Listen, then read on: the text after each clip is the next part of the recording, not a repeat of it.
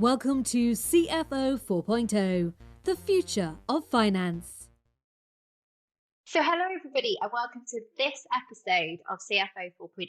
I'm very pleased to announce that on this week's episode we have Clive Webb from the ACCA. So he's going to talk to us a little bit about his research and particularly into the shift from the pandemic, what has happened in finance and what that means for finance in the future. So welcome Clive, fabulous to have you on the show with me today. Yeah, nice to be here, Hannah. Thank you for inviting me. No, it's great. So, for those that may not have come across your research, do you want to tell us a little bit about your role at ACCA and what you do, particularly within this space? Okay, so I'm part of a group in ACCA which is called Professional Insights, and our role is to provide thought leadership that helps influence and shape the profession. And we do that with our members, with collaborative partners. The research we're talking about here, our collaborative partners, PwC, but we collaborate with others as well. And we also respond to consultations and give feedback to potential regulatory changes and so on. So my role in that team is to look after the future of the finance function and whatever that may be, from skills and technology and the role of the CFO and the role of the function and all of these things. No, absolutely. So, tell us a little bit about the latest research that we're going to talk about today. Okay, so I think the one we're talking about actually goes back a little bit in time, and this is about the future of the finance function. Over the past 3 years, we've been building a series of pieces which look at the finance function and how it's developing, the role of insight and the role of the finance business partner, and then actually what the pandemic did to that journey. And that's the research we're going to talk about, I think. Yes. And so I think it might be interesting to almost understand sort of obviously the pandemic has had a huge impact on all of us, not just in finance. But um, tell us a little bit about the state of play before the pandemic. What were some of the insights that you were seeing from research prior to the pandemic in terms of what people thought as the future of finance? Okay. Um, so I think the easiest way to sort of explain it is to visualize a triangle. And it was a balance between three things. So there's a traditional role of finance, which is all about transactional processing and getting the numbers right and getting the data in and all of that. Then there's the piece of compliance and control in which you can put internal, external reporting and all the bits of internal control and all the other bits that go with it. Add to the top of that, we've got insight. And I think what we've seen is the shift between that traditional role of collecting the data and verifying the data, reporting the data, how we then started to use it in organizations. And our first piece of research really focused on the need for the finance function to think about its future strategy. So where was it going to go and how is it going to capitalize on this? We then broadened it out in the second piece of research to say, actually, if that is the journey, what is the breadth of that journey? Because obviously, we have this looming thing called net zero or whatever you want to term it as. Um, and the role of finance in non-financial information and how we view performance and how we view organizational success is probably changing. And what we've seen is that actually we need to think broader across a range of how we define performance, because not only are organizations increasingly thinking about their public view, and recently we've seen some catastrophes of public view and public perception, but also how that then links to things like cost of capital, which increasingly have this ESG tag attached to them. So organizational purpose and how do you measure purpose and how do you measure performance, that's a broader agenda than simply a financial. Financial is absolutely important, but we've also got to think of natural and human and manufactured and intellectual and social and responsible capitals too. So that was a journey that we envisage finance being very much on, and a lot of our members were firmly saying, well, yeah, that's where we need to be. So how do we get there? And has obviously the joys of COVID, has that impacted that view? Have you seen a shift in how people perceive finance and the role of finance during that time? I think COVID and the pandemic has done two things for the finance community. The first is perhaps, as we would say as accountants, rather obviously, stress the relevance. Um, CFOs started talking about, well, actually, we were invited to meetings that we'd never been invited to. We became part of the conversation in organizations as a fundamental part when historically we might have been left out. And the reason for that is enabling organizations to flex and change almost a drop of a hat. And I think if we go back sort of 2 years in our minds, organizations also changed dramatically. The traditional channels to market had disappeared. We weren't allowed out.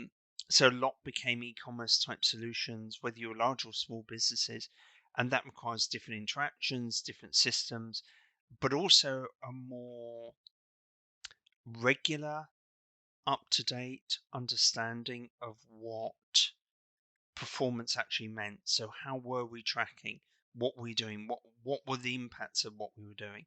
One CFO characterized it as, traditionally we talk about, okay, sales have gone from 100 to 120 because they've gone up.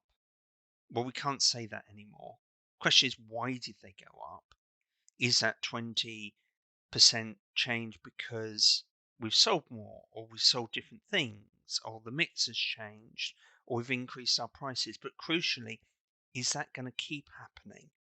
Is our trajectory beyond what we've seen historically 20, 40, 60, 80?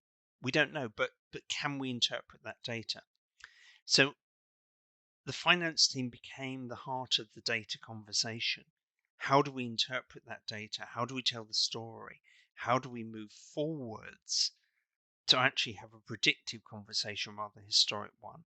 And I think that shift brought finance very much to the fore, because organizations in the pandemic essentially became data hungry and needed people to analyze and interpret them. That flex and change, the 5 years in 5 months mantra, which maybe we've overused a bit, has become the reality of the more collaborative society of organizations. So finance teams started to become more involved in decision making, more involved in steps and stages as we move forwards. So that's all to the good. So if you visualize that triangle again, that extent of insight has increased, but also the bits on the bottom, so the compliance and the transaction efficiency, they've also gone up. So finance worked a lot harder, absolutely, but it did it with more focus towards helping businesses survive and grow. And dare I say, the trend going forwards, let's face it, we've got economic uncertain times now, and that need to look forward is as important, if not less, the same as it was in the pandemic. The changing times haven't gone away. No, volatility, I think, is everywhere. We just thought we were through it with COVID, and then obviously the challenges around Russia and Ukraine have emerged, and I'm sure there will be something else. So that whole concept of living in volatile times, I think, has never been more apt at this stage. So, and it is really interesting to hear what you're saying, because that echoes a lot of the conversations that I've had, both on the podcast and obviously in my day job. Is that the need for information is both greater, and also the need for speed within that information is increasing rapidly. So people are willing to wait till the end of the month to know what they did last month. So, so in terms of that pressure for more information, for faster information, what has that done to the role of finance? Like, is that changed anything in terms of the roles that people have, or the numbers they have in finance, or has it just been given to the existing finance Um, staff? I think that's a very good question because there is no one clear answer to the question, if I if I may say. Um, and I think it does a bit depend on organizational size as well. Um, Clearly, that ability to use information requires almost, if we step back a bit, an investment in technologies, in cloud solutions. If we think about those, they're quite accessible in reality to smaller organizations. The larger organizations probably were on some kind of trajectory to cloud-based solutions, best of breed, digital core, whatever phrase you want to use. Right in the middle, it's actually quite tough and challenging. And I think we shouldn't forget that there is still a need, and some organizations struggle to get that investment, particularly in the mid-tier organizations, and have the right software that enables them to collect that data, etc. And I think the importance of that going forwards as we more and more look to sustainability driven reporting, ESG driven reporting, is going to mean that finance teams need to master that space. So that investment in this volatile time, as you just called it, Hannah, it, as a CFO, where do you play? Because you need to invest, but you need to control costs. And that is going to be very difficult. What's it therefore mean for finance teams? I think we started to see role shifts. We've seen the importance of the finance business partner, those that can take the data, interpret the data, help and support the decision, and monitor and drive the decision making forwards for the organization. Those roles have become vital, I think, in many organizations. And that doesn't mean that somebody that doesn't have a transactional focus primarily can't be a business partner as well. And particularly in mid-tier and small organizations, it's doing both. But somebody characterized it, a CFO of a large global corporate characterized it for me. Storytelling is probably the greatest skill accountants need going forwards. Yeah, I know. I love that. I did a cracking podcast with a chap on from the US on how how you structure stories around data, because storytelling isn't something that it comes on the agenda, isn't it? When you look at the accountant's role of in finance, storytelling doesn't appear, and actually because it has an implication that it's about something that is fiction versus fact, and actually it's for me it's about how you structure the giving of information to non-financial individuals is really interesting. So how do you put a narrative around it? How do you have those conversations with individuals, and how do you display information in a way that allows them to understand it? And I think that's an interesting piece. And it's storytelling. How do you tell a narrative, but also how do you communicate to non-finance people the information that you've got? I think that's a really interesting skill set to develop as well. I keep coming back every time I talk about this to the trusted advisor equation that Meister has. And it is about, and I'll try and get this right, it is about integrity. So are you telling that story in the right way? Confidentiality, are you giving the right view of it? You can destroy that by acting in your own self-interest. So you need to be reliable, the last part of the upper part of that equation. Are you telling the story in the right way? And if you think about that trusted advisor work, which traditionally you might think of management consultant type speak, is increasingly the role of the accountant and the finance professional. Are we trusted advisors at whatever level, from the CFO down to anybody in the organization, whatever level you are in the hierarchy? You have to be a trusted advisor. You have to have that analytical skill, but also to tell the story and not act in your own self-interest, to look to how you build trust and are that insightful person you said. How do you tell that story credibly? And that is absolutely vital, I think, for roles of finance professionals. Doesn't mean the technical skill isn't important, because that starts with, how do I know what story to tell? but it's actually telling the story and convincing people of the story that's important. Yeah, and like you said earlier, I think it's harder, a lot harder in mid-sized organizations because obviously that crossover between that operational and that transactional role is much greater. You can't always have a dedicated resource for that narrative building, storytelling, business partner role. And was that reflected in some of the research in terms of like, is there becoming more of a distinction in larger organizations? And then how are those mid-sized organizations viewing the role of finance? Um, I think in mid-sized organizations, they are getting to appreciate that that need is there. And as you say, it's a question probably of being multitasking, multi-talented, and that's important. What differentiates, I think, those organizations that coped better with the pandemic than those that didn't was that access to data and that ability to analyze that data, and that comes through in the research. And yes, in the large organizations, you've got the finance business partner, but some of them, again, can be quite transactional. It is that, how do I look to the future? How do I use predictive analytics? How do I break out the barriers of simply using the spreadsheet to record what's in the past, but use the dynamic model to tell me about what might happen in the future? And I think that's the other bit of the pendulum that swung in the pandemic, is that finance teams have needed to get more used to the ability to look at the what if rather than the what was.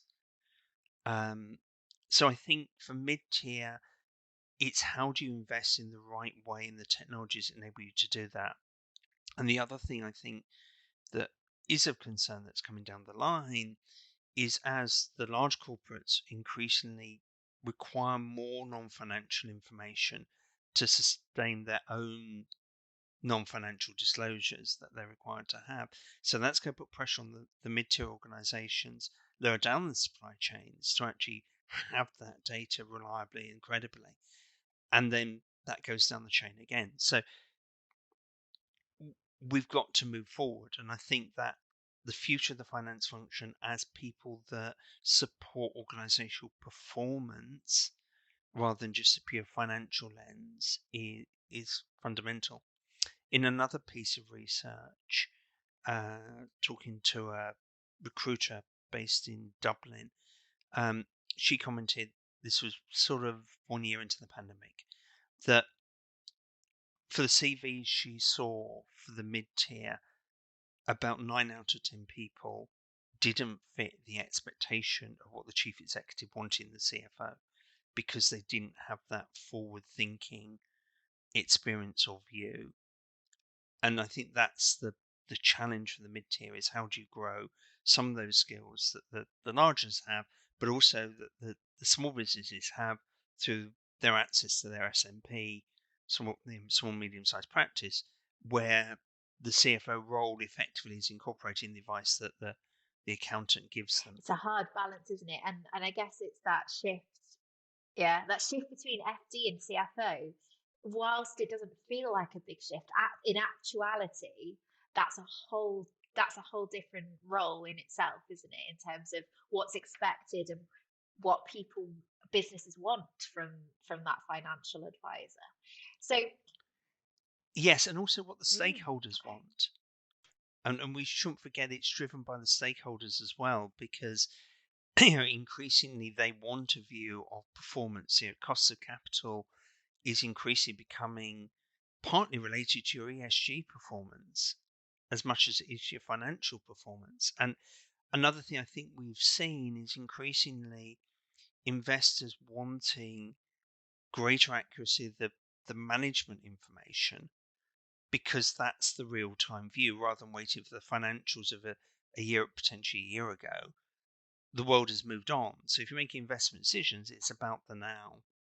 And that shifts the pendulum a bit as to the quality of the data that the finance team needs and the quality of the analysis it can put over it. absolutely, because the CFO role can only do what a CFO is expected and wanted to do if the rest of the finance operations are functioning in a way that enables them to do so, isn't it? So there's always that balance between, operationally, can we automate, can we deliver the insight that the CFO can then add their value and deliver on that strategic insight that the business is wanting to. It's really interesting actually that the organizations are expecting a different skill set from that CFO, even at that mid level, which is very interesting.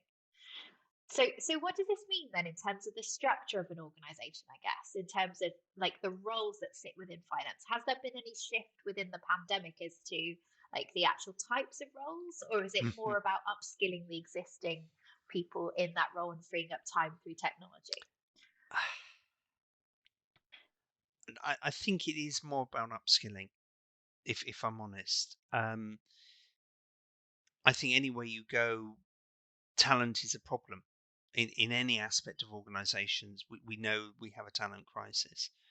Um, so it is about upskilling.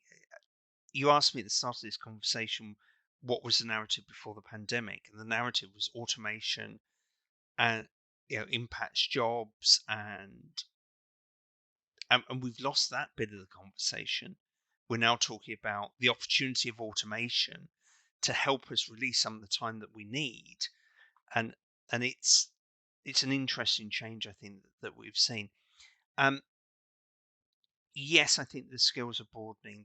They need to broaden, but I don't think we're at the end of that journey either, because the role of the finance team understanding performance means we need to understand more and more about the business model, the use of technology, how that automates some processes, how that creates commercial advantage.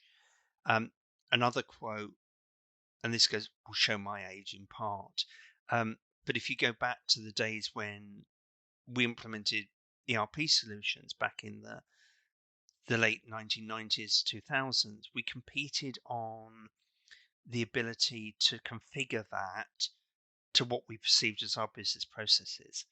And in my time, I spent a lot of time helping organizations understand if they were in control.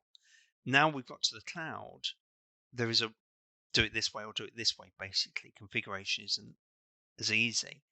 What we compete on is what we know about our customer and how we can be more reactive and proactive with our customer based on the insight that we have.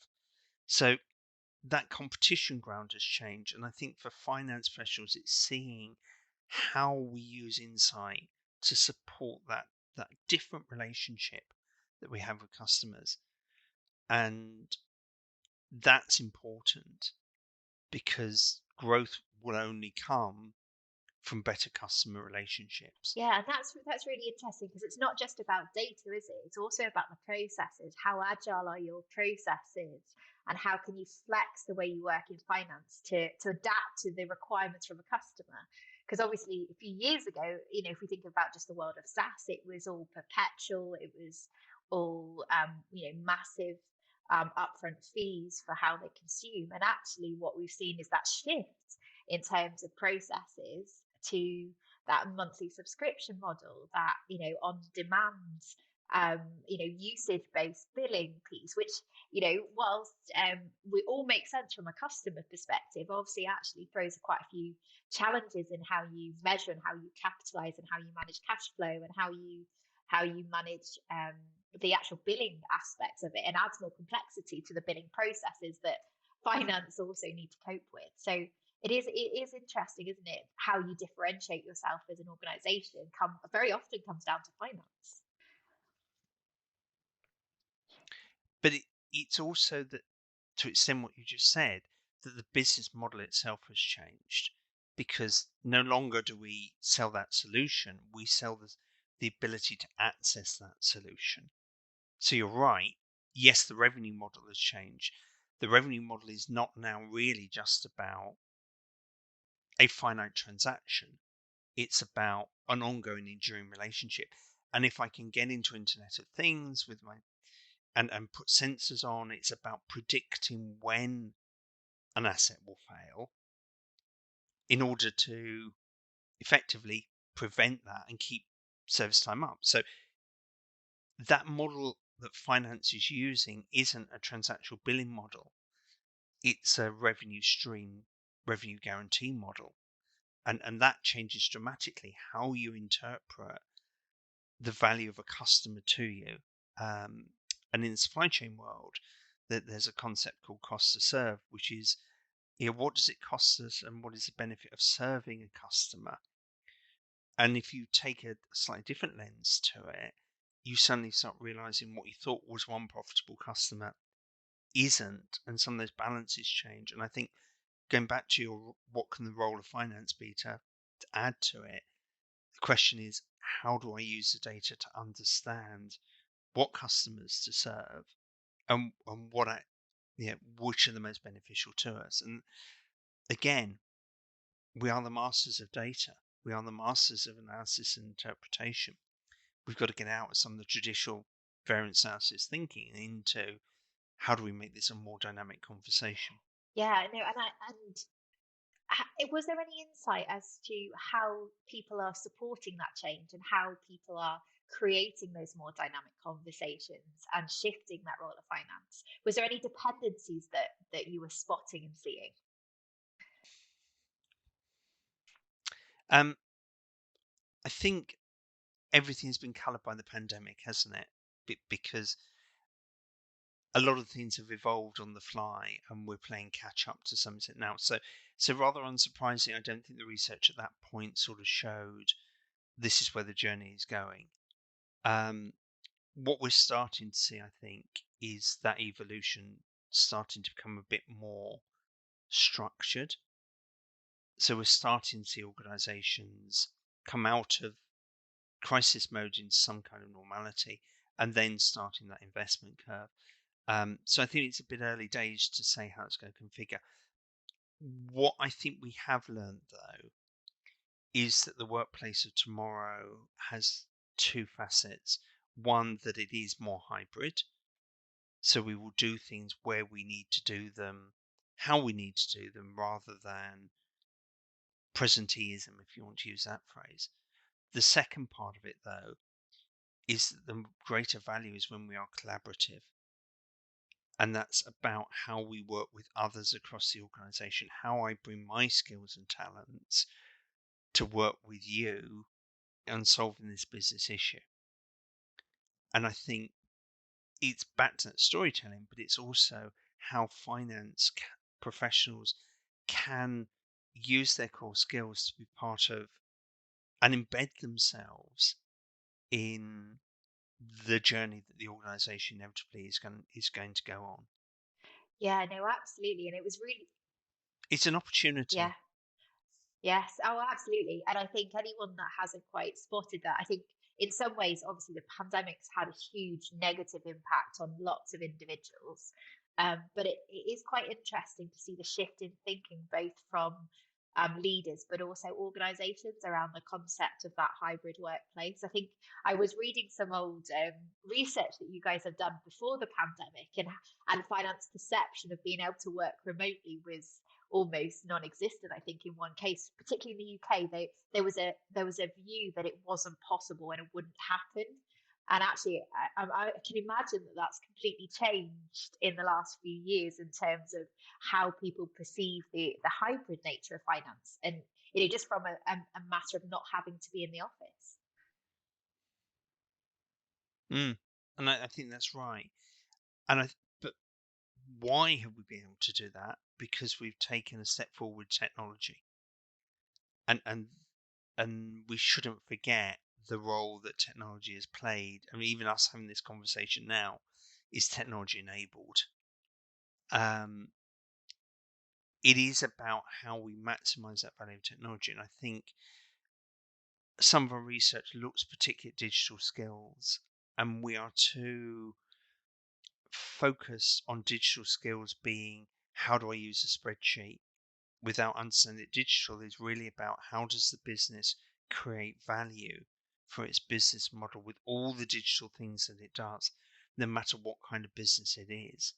So it's how do we as finance professionals get into the heart of the business model and understand where technology comes from. And that helps us understand everything else that we do. And yeah, for CFOs, that's an important thing. For finance leaders, that's important.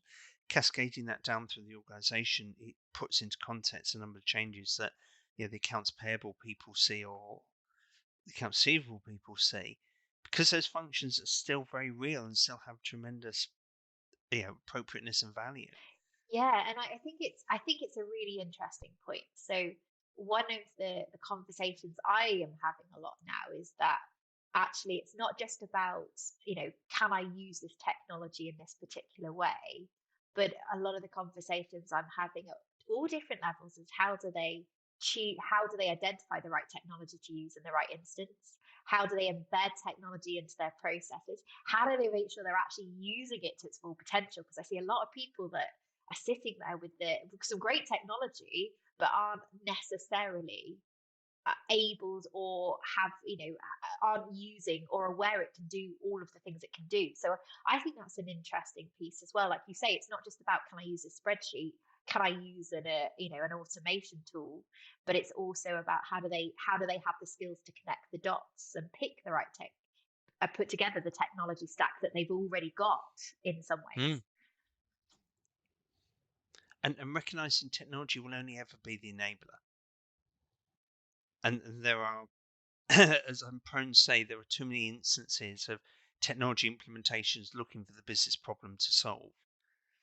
We've got to start with the business problem and find the technology to help us do it. But if we don't get on that technology and data path, some competitor is going to get on ahead of us, and we'll lose that stickiness with the customer. And that's what you've got to try and aim for, is bringing you and I back to doing the next order and doing the next order. So that's back to my 100 to 120. Do I understand the driver for that, and can I make the customer sticky to make it 140 next month? And absolutely, and people sometimes use tech, and even doing what I do, I speak to a lot of people where they see technology as fixing a problem, and actually the problem is not within the technology, actually within the process and the way that they are trying to fix the problem, like you say, the business problem they're trying to solve. And it's quite interesting unpicking that. And I do think that there's an interesting skill set that's required in finance, which is as much about process as it is about, whether it's the technology that's the problem, or is it the process Yeah. and the complexity that you are surrounding that technology with, which is quite interesting. Which comes back to your understanding of the use of technology against the business model. And do we actually understand the business model? And are we trying to create a technology solution when that's not necessarily the most appropriate one? So it's it's an interesting journey we've got, and we're not at the point where that journey itself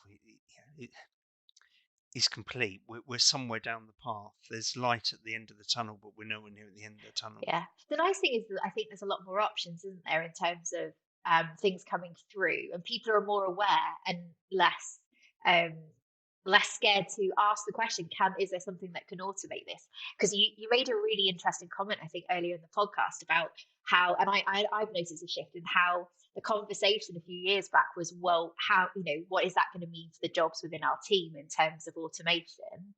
And like you say, the shift is now happening, is that I need this finance team to do a different role, which is more insight, more data, more strategic conversations. So I need you to free up this resource rather than it being about cutting roles and cutting jobs. Mm. And to build on what you just said, I think that's entirely right. It's a wonderful time to be in finance, because to me that's the more stimulating part of adding value and making the difference. Absolutely. It's a more interesting role in itself, isn't it? I think the roles in finance are so much more exciting than they used to be. And and is that something that's coming out in the research? Are you seeing more people looking to come into finance? Are the entry points aware of what's shifting? Um, that's an interesting conversation, and actually, that's a bit of research that we're currently looking at.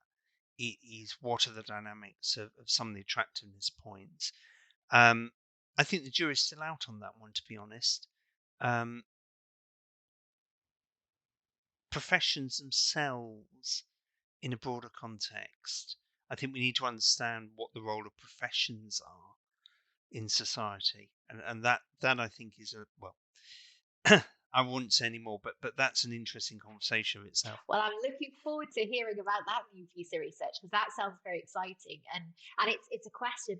I'm trying to remember who I was speaking to. I think it was the chief economist at Deloitte. We were having a conversation about where the next teams of finance are coming through, because if you've not got necessarily these entry level operational roles, where are the next finance leaders going to come from? So I won't. That's a whole podcast in itself, and I can't wait to see that new piece of research coming through, and then I can pick your brains on it and see what you found and what you've discovered. So, are there any? Obviously, very aware that as I've suspected when we first met, Clive, our conversation is we're already at our sort of our 35-minute slot. So, were there any other, just to go back to sort of what we talked about, and for the topic that we're on, trying to keep on track for today, were there any other insights about the shift in finance during the pandemic and what that means in terms of the finance team role within a business? I think it comes down to having a clear vision about what the purpose of finance is. And if the organization understands the value that the finance team can add, then the doors open and the possibilities start. And it is, how do I add value in those many ways you and I talked about, Helen? Brilliant. No, and there's been quite a few pieces of research we've almost touched on during today's session, and as for those of you that are listening, I'm sure you'll be excited to hear I've managed to convince or ask very nicely for Clive to come back onto the podcast to talk about what he's researched into the role of the CFO as well. So that is definitely coming up in the future. So for those that are interested in some of the points that we've touched on today and want to look at more research around it, what pieces of research that you guys have put together would you recommend they look into? And I'll make sure they're in the show notes. Okay, so firstly, anybody can access any of the ACCA's research. Just go to our website, accaglobal.com, and it's there and it's free. So the principal reports we've touched on. Seizing the Opportunity looks at the role of finance in the pandemic and beyond. Finance Insights Reimagined looks at the role of the business partner and that trusted relationship that I talked to. And Finance Functions: A Journey to the Future looks at the strategic direction of finance as you started the conversation before the pandemic. So if you see those three in total, then you see the chronology of how our thoughts of the future of the finance function. Brilliant. And they are some, for those that are listening, they are some brilliant pieces of research. I think the Seizing the Opportunity one, to see what has come out of the pandemic and where that's going, is particularly interesting.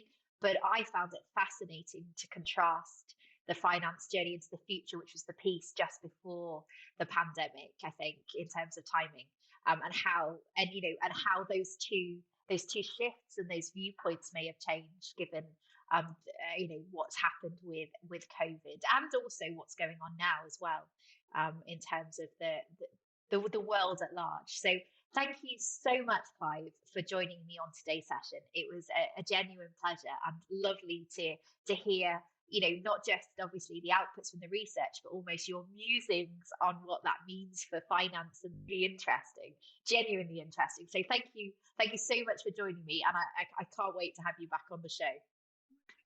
My pleasure. Thank you.